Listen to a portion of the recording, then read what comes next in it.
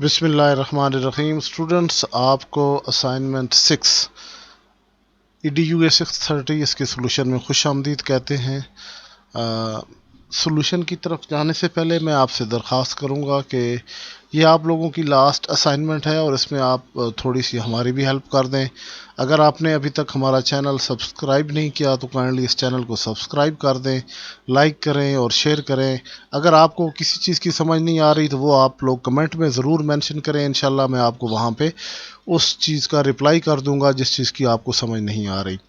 तो ये assignment 6 announce हो चुकी है जी। इसमें आपने complete research project report submit करनी है। यानी पहले जितनी भी असाइनमेंट्स थी आपकी, वहाँ तक आपका वर्क कंप्लीट हो चुका है। अभी जो आपने काम करना है वो ये करना है कि आपने इसकी कंप्लीट रिपोर्ट जो है ना वो सबमिट करनी है। तो ये टोटल 50 मार्क्स की असाइनमेंट है।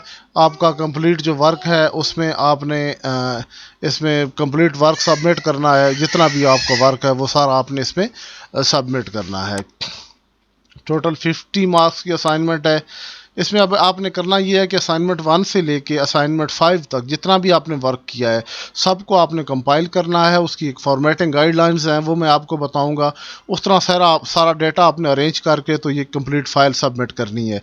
कहीं भी सुपरवाइजर्स ने अगर आपको कमेंट्स किए हुए थे कुछ चीज़ चेंज करने के, कुछ अमेंड करने के, तो वो सारी चीज़ें आप इस असाइनमेंट में इंटरचेंज करें ताकि कहीं कोई चीज़ भी ऐसी जो आपके सुपरवाइजर ने आपके लिए कमेंट की हुई थी वो रह ना जाए। यहाँ लिखा हुआ है जी कि all of you need to submit the complete research project report. The guidelines to make the report have been given in the course content. You need to follow the general formatting guidelines and APS style 6th edition throughout the report. The formatting and thesis guidelines are available in the download section. Download section में एक file पड़ी है वो मैं आपको यहाँ पे भी दिखाऊंगा। वो आपने डाउनलोड कर लेनी है। उसके अकॉर्डिंग आपने अपने थीसिस फाइल को फॉर्मेट करना है। इसमें इतना आपको मुश्किल काम नहीं है। इंस्ट्रक्शन जो ये है कि the report shall be complete including all assignments. The comments of the supervisor should be incorporated in the final report. जो कमेंट्स थे जी उनको उसके अकॉर्डिंग काम करें और फाइनल रिपोर्ट जो है ना वो आपने सबमिट करनी है। Please note that all the work has been done and supervisors have given feedback on each assignment. Improve draft as per supervisors comment suggestion. Supervisors के कमेंट्स के अकॉर्डिंग जो है ना आपने जो फाइनल फाइल है उसको इम्प्रूव करें और सबमिट करें। नो लेट असाइनमेंट, ये तो हर दफ़ा ही होता है। Through email not be accepted और सबमिट। Plagiarism is discouraged. कहीं कॉपी पेस्ट किया हुआ है तो उसको एडजस्ट करें जी। Therefore write in your own words, avoid copy and paste. ये आपने नहीं करना। कोशिश करें जी अगर कुछ किया हुआ भी है तो उसमें से एडिट वगैरह कर लें ताकि ये प्रॉब्लम ना हो। Where in where inevitable please give proper citation and reference. कहीं आपने कुछ किया हुआ ऐसा चीज़ रेफ़र की हुई है तो ज़ाहिर है उसको आपने फिर उनका रेफरेंस ऐड करना है अपने रेफरेंस लिस्ट में। तो इस तरह आप जो है ना वो किसी का अगर कोई चीज़ कोट कर भी रहे हैं तो फिर उसको आपने रेफरेंस में लाजमी डालना है। For further queries you may discuss with the relevant supervisor before the final submission. Once the final report is submitted you can not change replace it. ये ऐसा नहीं है, but before the closing date आप बेशक एक दफ़ा submit कर देते हैं दोबारा भी कर सकते हैं, ये कोई इशू नहीं है। बट लास्ट डेट जब आप सबमिट कर देते हैं उसके बाद फिर आपकी फ़ाइल रिप्लेस नहीं होती, ये बात याद रखें। यानी ग्रेस पीरियड होता है 24 आवर्स का और जब लास्ट डेट के बाद 24 आवर्स का ग्रेस पीरियड होता है। उसके दौरान आपने फ़ाइल जो सबमिट कर दी, फाइनलाइज हो गई, डेट क्लोज हो गई, उसके बाद आप इसको चेंज या रिप्लेस नहीं कर सकते। उससे पहले आप कर सकते हैं, कोई इशू नहीं है। The same will be graded. Therefore, be in contact with the supervisor before due date. आपने सुपरवाइजर से डिस्कस कर लें अगर कोई आपके इश्यूज हैं और इसको ड्यू डेट से पहले सबमिट करें। तो मैं आपको यहाँ पे अभी फॉर्मेटिंग गाइडलाइंस दिखाता हूँ कि इनमें चीज़ है क्या। फॉर्मेटिंग वैसे तो ओवरऑल जो प्रीवियस असाइनमेंट्स थी उनकी डिटेल के मुताबिक आपने ये काम किया। ये हर असाइनमेंट की डिटेल उन्होंने दी हुई थी कि इसमें क्या करना है। बट अभी जो है राइटिंग रिपोर्ट कंप्लीट, ये जो सेक्शन है इसमें यह है कि complete all assignment in the form of report having following chapters.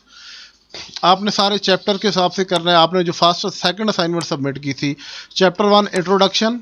This chapter should give brief introduction of the problem including statement of the problem, objective, hypothesis, research question and methodology। यानी ये जो है ना उसके अंदर जो आपकी assignment 2 थी उसके अंदर ये सारी चीज़ें होनी चाहिए। उसके बाद चैप्टर 2 आपने लिखना है, वहाँ पे रिव्यू ऑफ रिलेटेड लिटरेचर, ये आपने चैप्टर 2 बनाना है और उसमें ये हेडिंग दे के तो उसमें रेलिवेंट जो आपने असाइनमेंट 3 सबमिट की थी वो वाली इसके अंदर आपने ऐड कर देंगे। और चैप्टर 3 आपका मेथोडोलॉजी है, उसको आपने यानी मेथोडोलॉजी की असाइनमेंट आपने सबमिट की थी तो उसको आपने यहाँ ऐड कर देना है। उसके बाद चैप्टर 4 है डाटा एनालिसिस का, जो आपकी असाइनमेंट 5 थी वो सारी आपने, अगर कोई कमेंट्स हैं वो सारे कमेंट जो है ना रिमूव करके तो वो आपने इसमें ऐड कर देने हैं। चैप्टर 5 है आपकी summary, finding, conclusion, discussions and recommendations. ये भी असाइनमेंट 5 में थे, वो आपने सबमिट किए, उन पर सुपरवाइजर्स के कमेंट्स होंगे, उसके अकॉर्डिंग इंप्रूव करें और फाइल जो है ना वो कंपाइल कर लें। फॉर्मेटिंग गाइडलाइंस इसमें मैटर करती हैं जी। You are required to provide one hard copy of research project report following the guidelines given as under. Hard copy वैसे यहाँ पे लिखी हुई है लेकिन वीयू में सबमिट नहीं होती, पहले कभी नहीं हुई तो होपफुली इस दफ़ा भी नहीं होगी। ये पुराना एक छापा पड़ा हुआ है तो उन्होंने इस वजह से इसमें हार्ड कॉपी लिख दिया है, बट हार्ड कॉपी पहले नहीं हुई। अगर सुपरवाइजर्स ने कहा तो आपको प्रिंट करा के तो वो सबमिट करनी पड़ेगी, बट मेरा नहीं ख्याल क्योंकि हार्ड कॉपी नहीं सबमिट होती इसकी।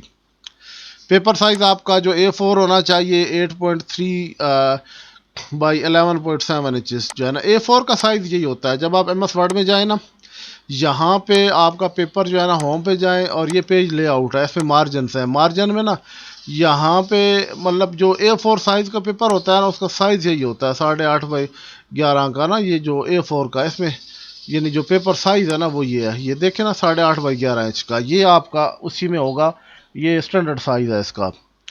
यहाँ पे उन्होंने A4 साइज़ भी लिख दिया 8.3 बाई 11 बाई 7 इंचेस, ये गलत है। A4 साइज़ लिख दिया तो आपने यहाँ पे A4 साइज़ ही सिलेक्ट करना है, ये A4 साइज़ है, ठीक है। ये यहाँ पे ठीक है A4 साइज़ उन्होंने लिखा हुआ है तो वो आपने इस चीज़ को फॉलो करना है, यानी जो भी इसकी गाइडलाइंस है A4 साइज़ का करना है तो यहाँ पे ये है इसका साइज़ A4 साइज़ का, ये इस पे करना है आपने, ये वाला, ठीक है। 8.24 और जो कुछ भी उन्होंने मार्जिन दिए, बट A4 है तो आपने यही सिलेक्ट करना है, ठीक है।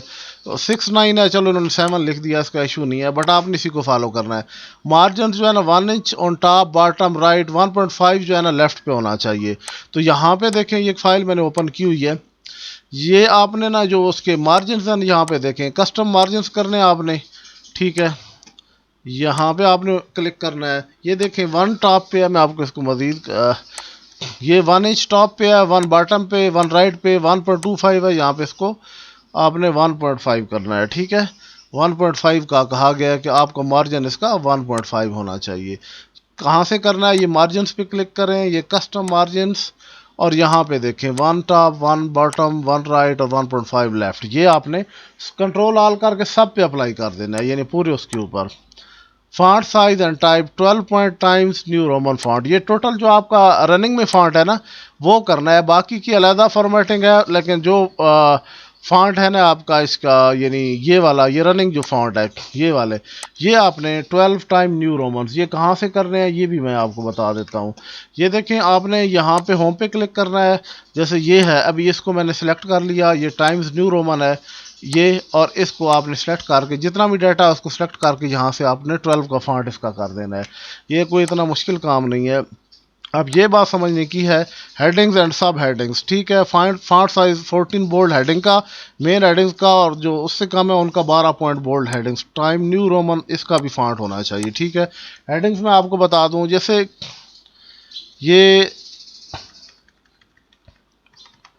ये आ गई हेडिंग्स 1, चैप्टर 1 इंट्रोडक्शन लिखा हुआ है, यहाँ पे देख लें। इसका फॉन्ट जो है ना वो, इसका फॉन्ट आपने 14 करना है, ठीक है। ये वाला इसका 14 का फॉन्ट है, और जो इसकी सब हेडिंग्स होंगी कहीं ना कहीं पे सब हेडिंग्स हैं, ये वाली सब हेडिंग्स हैं, ठीक है, इनका 12 होना चाहिए, इसके अलावा सब 12 ही है, ठीक है। तो ये जो फॉन्ट है ना हेडिंग और सब हेडिंग्स, ये फॉन्ट साइज 14 का बोल्ड, और ये जो है ना वो 12 पॉइंट बाकी होना चाहिए, ठीक है। लाइन स्पेसिंग डबल होनी चाहिए। डबल कैसे करते हैं, अब ये जो लाइन स्पेसिंग है ना, ये लाइन स्पेसिंग इसकी यहाँ से भी आप कर सकते हैं, 1.0 पे है, 1.15, ये डबल पे ऑलरेडी। आप कंट्रोल 2 प्रेस करेंगे तो सिलेक्ट करके तो लाइन स्पेसिंग डबल हो जाएगी, यहाँ से आपने इसकी डबल कर देनी है, ठीक है। लाइन स्पेसिंग इसकी डबल होनी चाहिए, ये इसकी फॉर्मेटिंग में है। उसके बाद spacing after punctuation, space once after commas, जैसे ये है ना, वैसे लिखा ही होगा आप लोगों ने, जहाँ भी कॉमा लगाया उसके बाद स्पेस देनी है आपने। लाइक अगर यहाँ पे फिजिक्स के बाद मैंने एक कॉमा लगाया है, ठीक है, इसके बाद स्पेस होनी चाहिए, ठीक है। ये वाली चीज़ जो है ना वो ये पंक्चुएशन वाले से उन्होंने बताया हुआ है। लेफ्ट अलाइनमेंट करनी है जी आपने। इंटायर टेक्स्ट शुड बी यानी लेफ्ट साइड पे अलाइन होगा, और entire text on the home tab in the paragraph group align the text left, ठीक है। आपने पैराग्राफ को यानी कंप्लीट जो टेक्स्ट है आपका वो लेफ्ट लेफ्ट अलाइन होना चाहिए, ये देख लें, ठीक है। ये सब जो है ना वो आपका लेफ्ट अलाइन है। उसके बाद कह रहे हैं जी पैराग्राफ इंडेंटेशन। इंडेंट क्या होता है? 5 spaces, press tab while beginning each new paragraph. जब भी नया पैराग्राफ शुरू करना है, जैसे यहाँ पे शुरू हुआ है, ठीक है, तो आपने टैब प्रेस करना है ये इस पे, ठीक है। इंडेंट आपने हर नए पैराग्राफ से यहाँ से स्टार्ट करना है, ये आपके सामने है। जब भी हेडिंग है उसके बाद जहाँ से भी न्यू पैराग्राफ, जैसे ये स्टार्ट हुआ है, जैसे ये स्टार्ट हुआ है, आपने न्यू पैराग्राफ को इंडेंट देना है, एक टैब मारना है, ठीक है।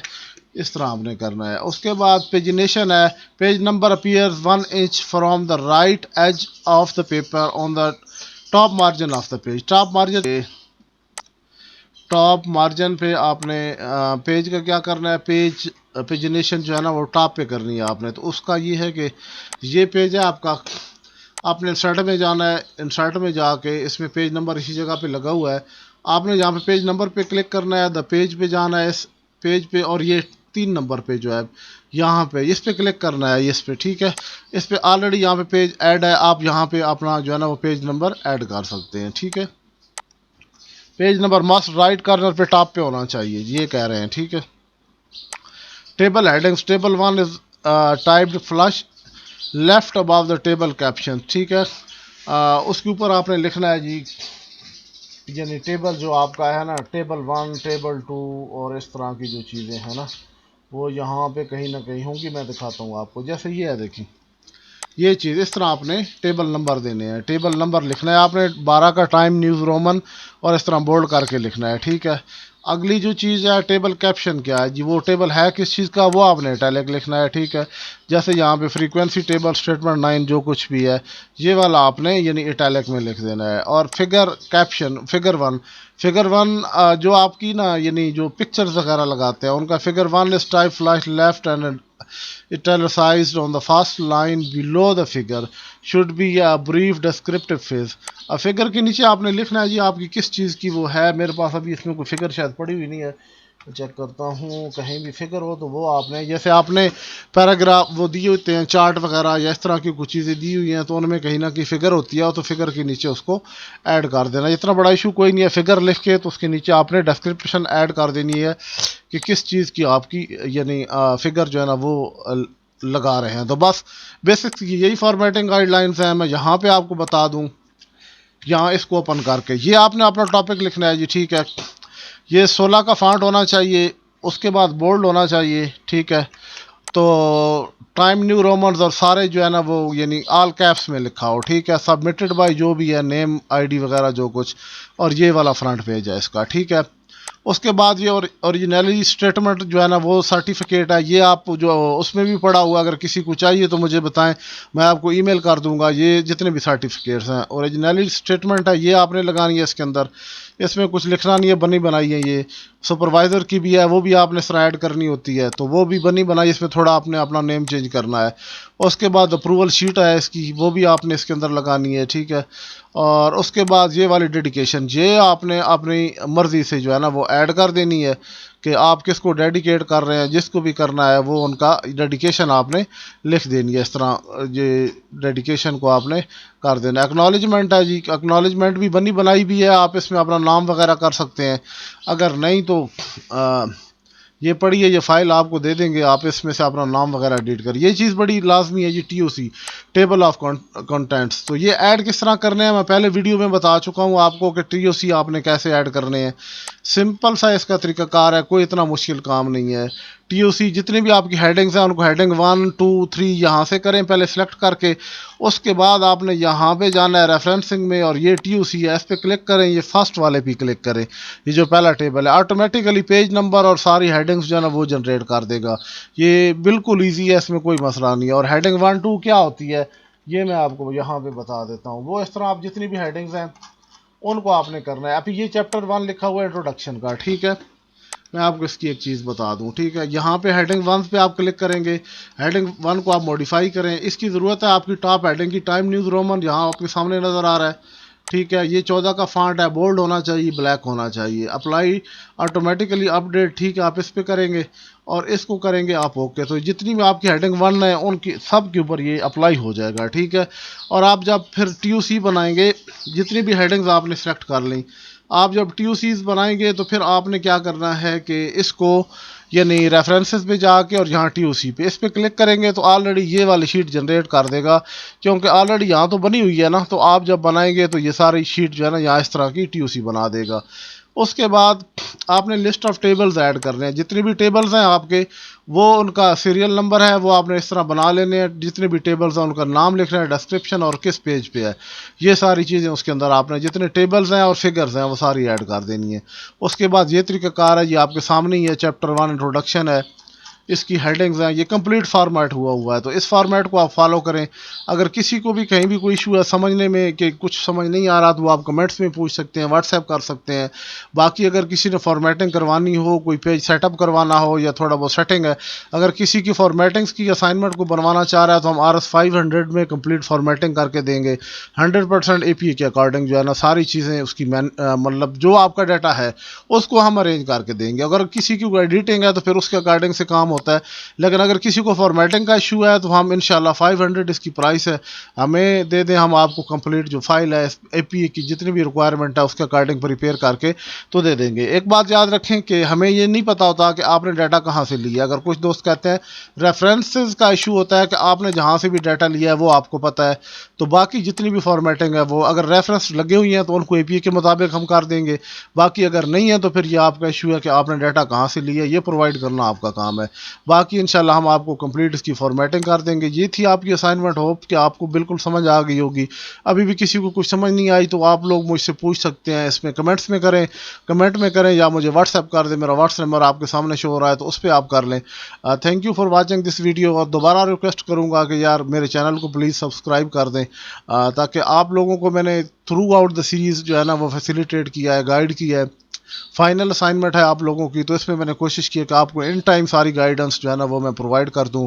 तो अब आपसे भी गुजारिश है कि आप मेरे साथ कोऑपरेट करें। जितने लोग सब्सक्राइब कर सकते हैं काइंडली मेरे चैनल को सब्सक्राइब ज़रूर करें। Thank you for watching this video. अल्लाह हाफिज़।